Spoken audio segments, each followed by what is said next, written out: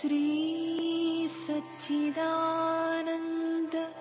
सद्गुरु साईनाथ महाराज की जय।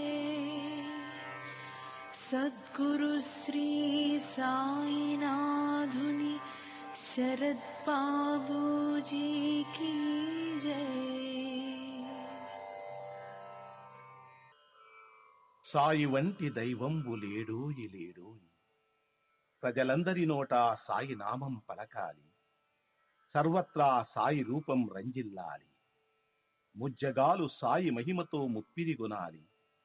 సాయి పదరవళులు మన హృదయ కుహరంలోని నిశ్శబ్ద నిశీధిలో ప్రతిధ్వనించాలి. ప్రణవనాద వీచికల్లా సాయి జ్ఞాన సౌరభాలు సర్వత్రా వ్యాపించాలి. ఆ సుజ్ఞాన సౌరభాల ఆస్వాదనలో మన మనసులు మత్తెక్కాలి. సాయి ప్రేమామృత ధారలు అంతటా నిరంతరం వర్షించాలి. ఆ ప్రేమామృత ధారలలో తడుస్తూ, ఆ జ్ఞాన సౌరభాల మత్తులో ఆనందంగా నర్తిస్తూ సాయి వంటి దైవంబు లేడోయి లేడోయి అని అందరూ ఏకకంఠంతో గానం చేయాలి. అదే నా ఆశ, ఆశయం, ఆకాంక్ష. అదొక మధుర స్వప్నం. ఆ స్వప్న సాఫల్యం కోసం శ్రీ సాయినాథుని అనన్య ప్రేమతో, ఆర్ద్రతతో ప్రార్థించటమే మనం చేయగలిగింది, చేయవలసింది. శ్రీ బాబూజీ.